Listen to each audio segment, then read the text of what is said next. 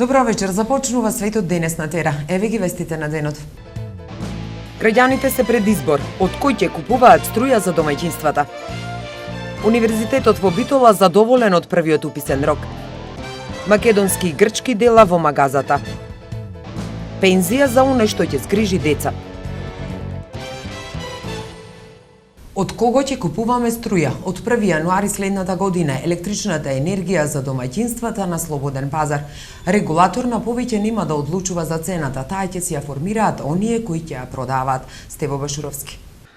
Најдоцна до 15 ноември сите домаќинства треба да изберат од која компанија ќе набавуваат струја. Почнува последната фаза од либерализацијата на пазарот на електрична енергија, која од 1 јануари ќе опфати околу 700.000 домаќинства и мали фирми корисници на струја.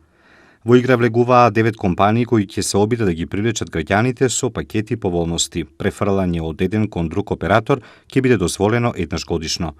Оние што нема да изберат снабдувач ќе останат во мрежата на Евана, но ќе мора да склучат нови договори. По 1 јануари цената на струјата нема да ја контролира регулатор, односно таа слободно ќе се формира на пазарот. Очекувањата се дека либерализацијата може да донеси нешто повисоки цени за крајните потрошувачи.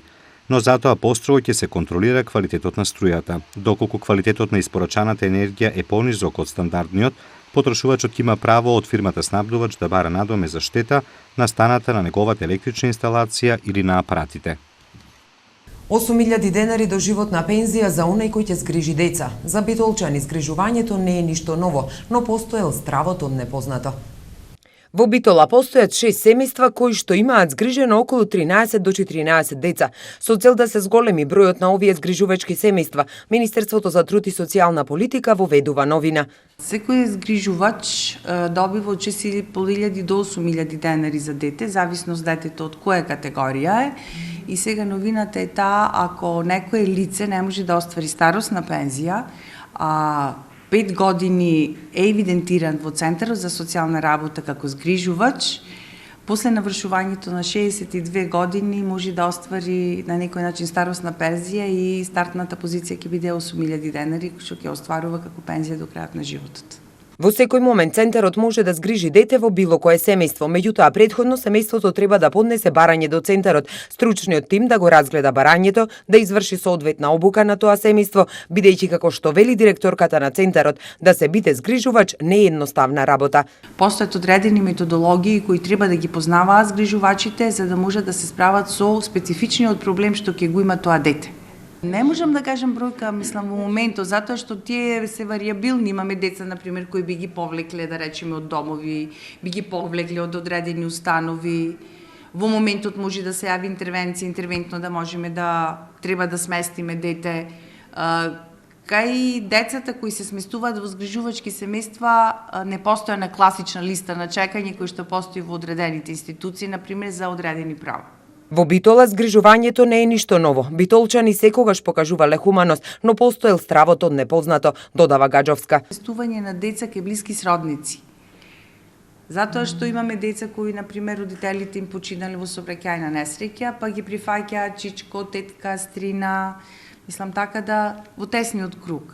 А овде станува збор за згрижувачки семејства кои немаат никаква родбинска врска со самото дете. Тука е може најмалце стравот кој постои кај битолчани. Мислам јас пред се дека станува збор за страв од непознато. Во Македонија во моментот има 180 згрижувачки семејства кои што згрижуваат точно 288 деца без родителска грижа, од кои 80 се деца со пречки во развојот. Граѓаните од руралните средини полесно ќе стигнуваат до социјална заштита. Социјални работници на терен ќе ги советуваат социјално загрозените и семејствата во ризик како да ги остварат своите права. Ова го предвидува проектот Отворени социјални денови кој ќе се спроведува во соработка со општините. Со ваквите непосредни теренски посети се постигна напредување на пристапот кон правата и услугите од системот на социјална заштита за жителите од руралните населени места ширум државата и значително се приближи системот на социјална заштита до оние на кои што им е најпотребна. 30 центри за социјална работа има обврска на граѓаните да им дадат стручна помош во решавањето на социјалните проблеми со кои што се соочуваат, да им помогнат на граѓаните во обезбедување на неопходната документација и поднесување на формуларите за остварување на правата. Битолскиот универзитет се задоволни од првиот уписен рок. Се пријавиле 1/3 кандидати од предвидените 3665 места. Очекуваат заедно со вториот и третиот уписен рок да ја достигнат бројката од околу 2000 запишани студенти. Маја Бугоевска. На првиот уписен рок, кој траеше 3 дена минатата недела, се пријавија 1307 кандидати за 3665 слободни места, односно 36% од вкупниот број. Процентот со минатата година бил сличен.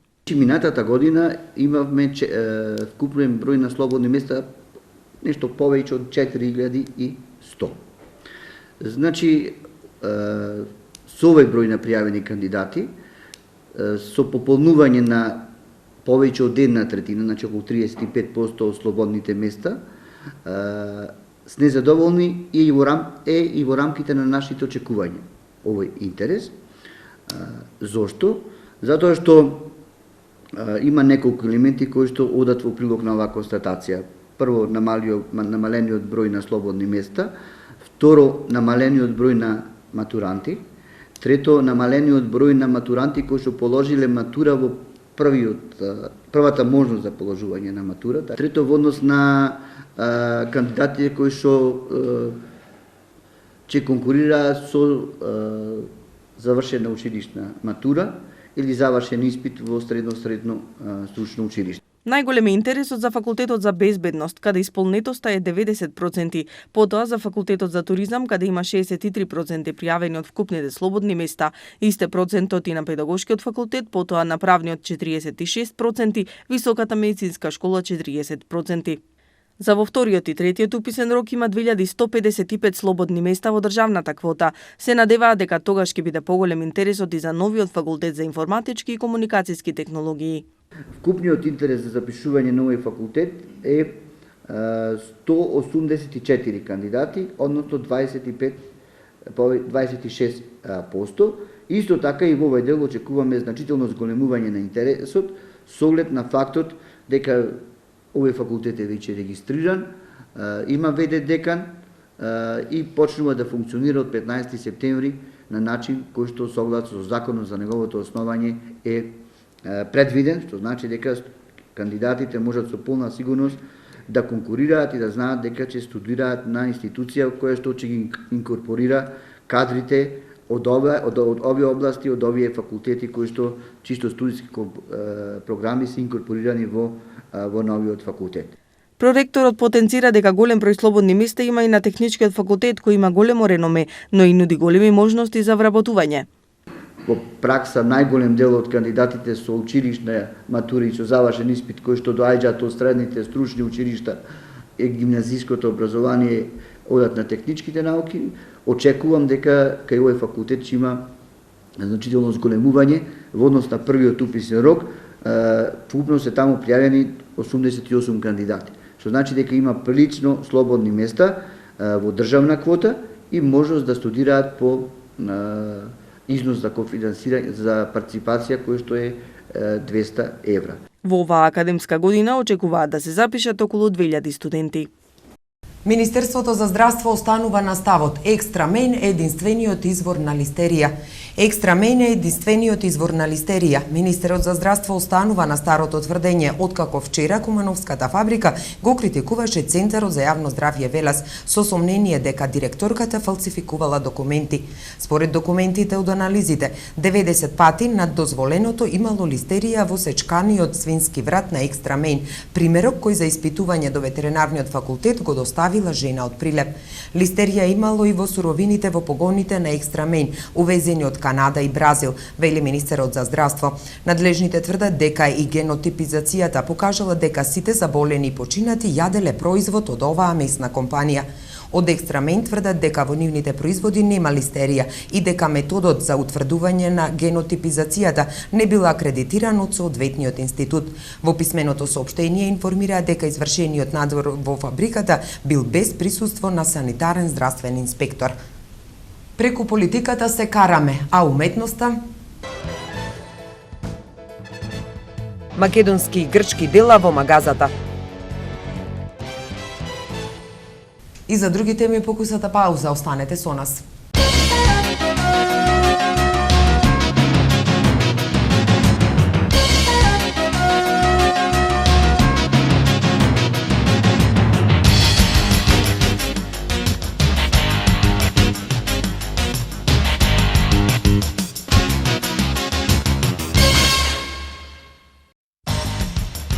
Нема дебата за враќање во собранието се додека намаса со власта не се отворат сите 5 барања на опозицијата, вклучувајќи го на за техничка влада, рече Заев председницата.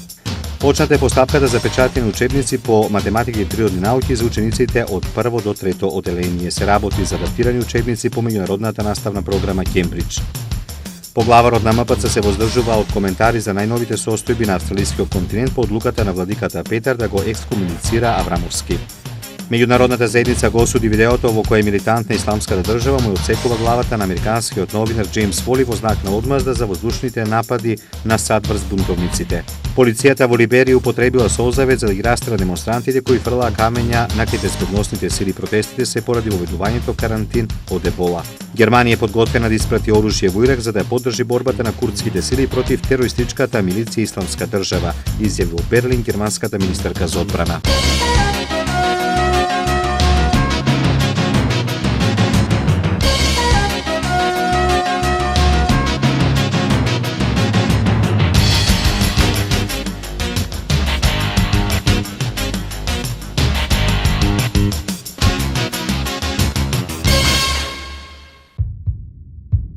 Вашето мислење нам ни е важно, затоа што Тера телевизија е на страната на гледачите.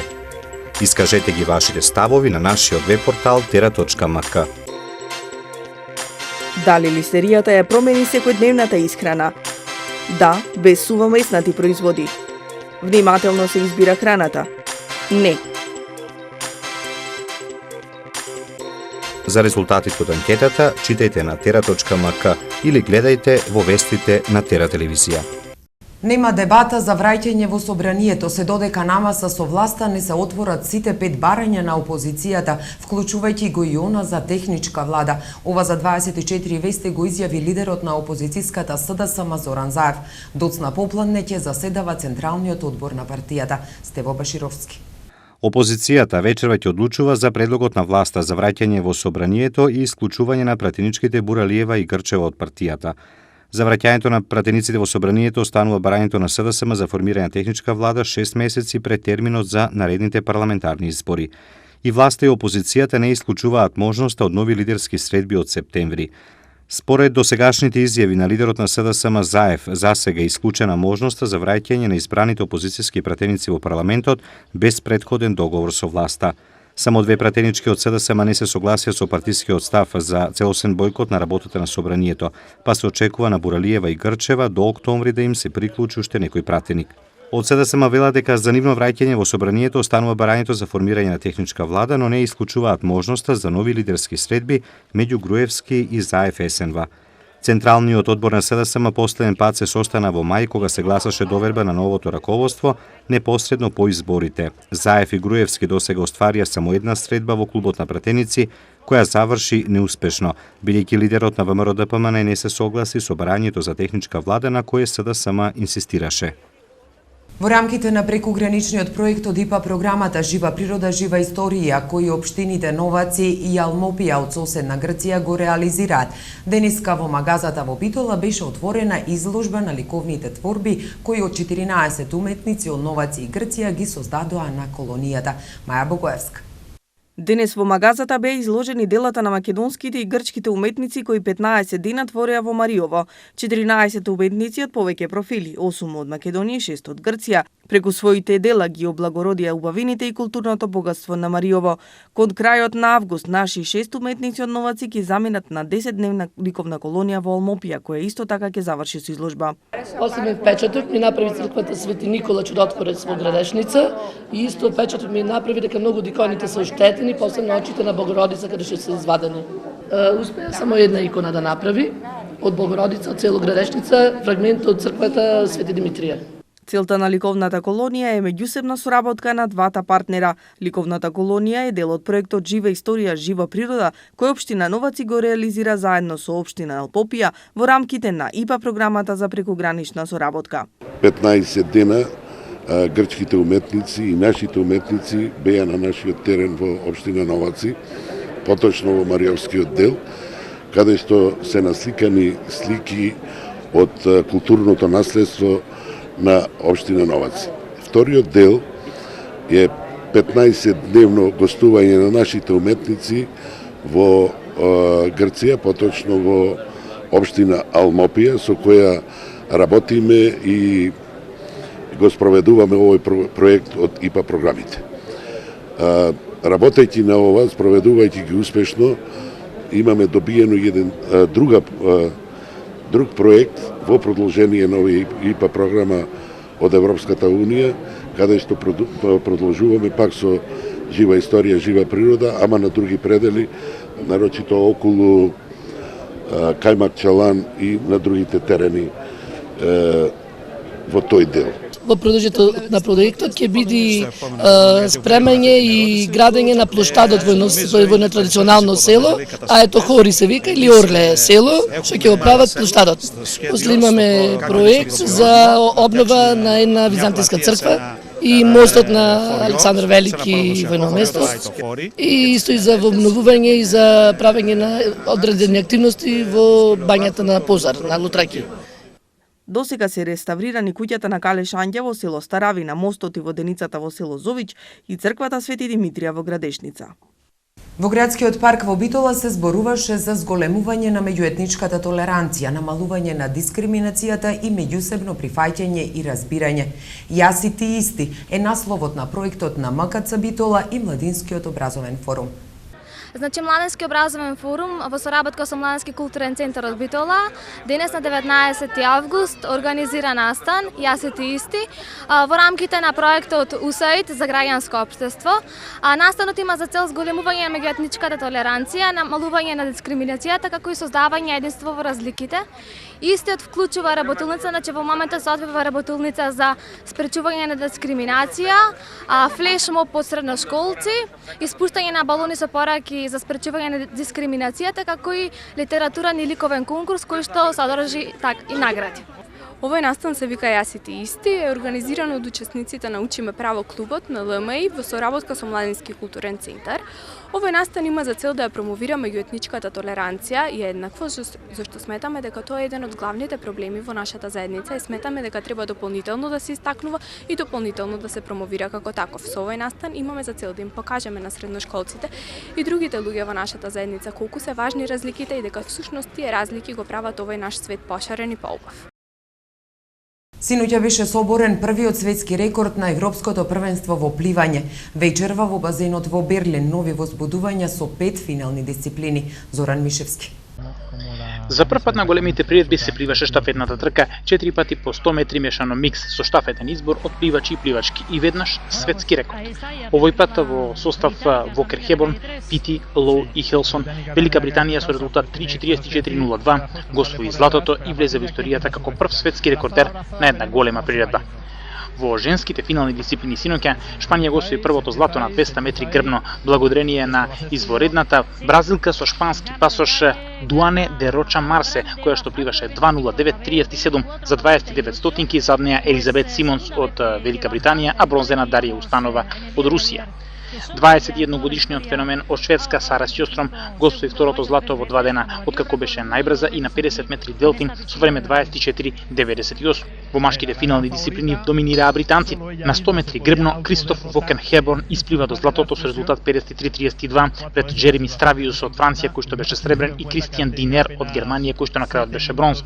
Британски дабл на 100 метри грбно, каде што златото го освои Адам Пити со резултат 58:96, 53 стотинки побрзо од сонародникот Рос Мурдок, а бронзата патува за Литванија, за Једрус Титениус. Денес на третиот ден од надпреварувањето нема штафетни трки, утринава содржаа квалификациите, а од 18 часот и 7 минути започнуваат 5 финални дисциплини. Во машка конкуренција ќе се плива за медалите на 1500 метри слободно, 200 метри слободно и 200 метри мешано, а кај девојките во дисциплините 100 метри градно и 100 метри слободно. Од Берлин Зоран Мишевски. Еве што донесува светот. Милитантите од Исламската држава обезглави американски новинар. И за други вести од светот по паузата, останете со нас.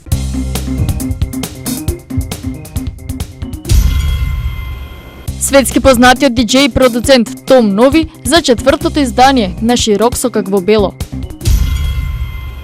Започнува 9-тото издание на Актофестивалот.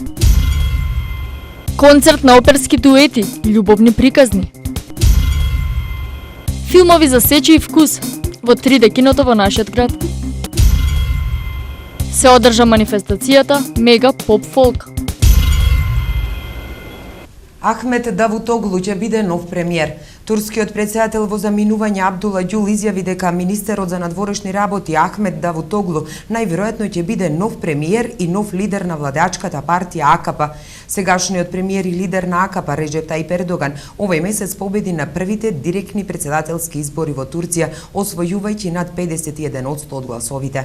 Бројката на загинати цивили во Луганс се доближува до 1000. Над 950 цивили загинале како резултат на воените дејствија од месец март наваму во украинската област Донецк, соопшти Заводот за здравствена заштита, пренесува РИА Новости. Вкупно, откако се води евиденција на настраданите во текот на настаните во Донецката област, започнати од 13 март, се повредени 1748 лица, а загинати се 951, се вели во соопштението.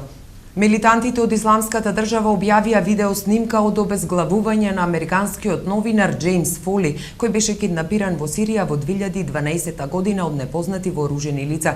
Снимката со наслов "Порака до Америка" беше објавена на социјалните медиуми вчера, но се уште не е утврдена нејзината автентичност. Во 5-минутното видео, маскиран милитант кој зборува со британски акцент вели дека Џејмс Фоли бил убиен како одмазда за најновите американски воздушни напади врз позициите на Исламската држава во северен Ирак. На снимката е прикажан и еден жив заробеник, кој од милитантите е идентификуван како Стивен Сотлов. Американски новинар кој исчезна во Сирија во минатата година. Твитер и YouTube набрзо ги блокираа линковите до видеото на кое било прикажано насилството и кое било снимено од Ал Фуркан Медија, официјална новинска агенција на Исламската држава. Во новите израелски воздушни напади врз Газа убиени 11 палестинци. Во израелските воздушни напади во појасот Газа биле убиени 11 палестинци. Израелската армија соопшти дека извршила 60 воздушни напади откако вчера заврши примирието, а палестинците истрелале над 80 ракети кон Израел. Хамас соопшти дека била бомбардирана куќата на нивниот воен лидер Мухамед Дејв во Газа, при што биле убиени неговата сопруга и 7-годишниот син. Преговорите во Каиро за долгорочно примирје меѓу Израел и Хамас пропаднаа. Демонстрантите ја блокирале зградата на парламентот во Пакистан. Илјадници демонстранти се обиделе да го блокираат пакистанскиот парламент додека законодавците имаат средба со премиерот Нафас Шариф, со кој разговараат за политичката криза во земјата, но законодавците ја одложиле седницата и заедно со Шариф ја напуштиле зградата од задниот излез. Наредната седница е закажана за утре. До седницата на парламентот доаѓа ден по демонстрациите во Исламабад за оставка на премиерот Шариф. Во лизгање на земјиште во западниот дел на Јапонија загинале најмалку 27 лица, а 9 се водат за исчезнати. Десетици домови биле зафатени од лизгањето на земјиштето по поројните дождови во регионот Хирошима. Спасувачките екипи се во потрага по преживеани. Властите соопштија дека имало најмалку 5 лизгања на земјиштето. Јапонската војска била распоредена за да помогне во спасувачката мисија по барањето на локалните власти. Јапонскиот премиер Шинзо Абе изјави дека ќе издвојат значителни ресурси со цел да ја помогнат спасувачката операција. Циклонот кој ја поплави Дженова вечерва пристигнува во Хрватска. Еве ја прогнозата за Европа, Балканот, Македонија и регионот.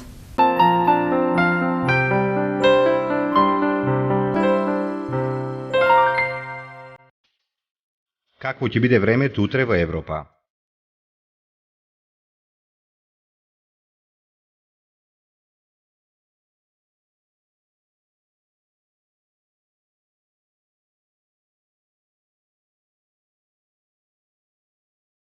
За времето утре на Балканот.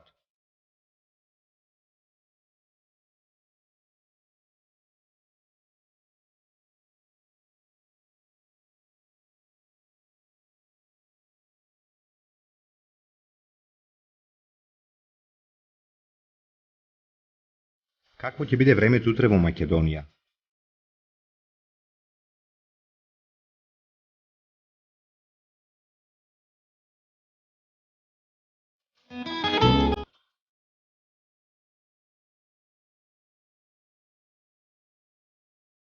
Следува временската прогноза за времето утре во регионот.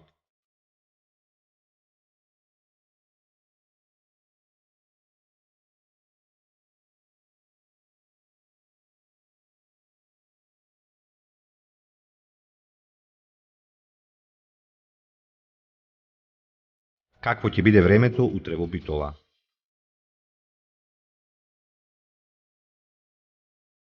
Следува временската прогноза за следните денови во Битола. Какво ќе биде утре времето во Ресен? Следува временската прогноза за следните денови во Ресен. Евеа прогнозата за времето утре во Прилеп. Какво ќе биде времето во наредните денови во Прилеп? Какво ќе биде времето?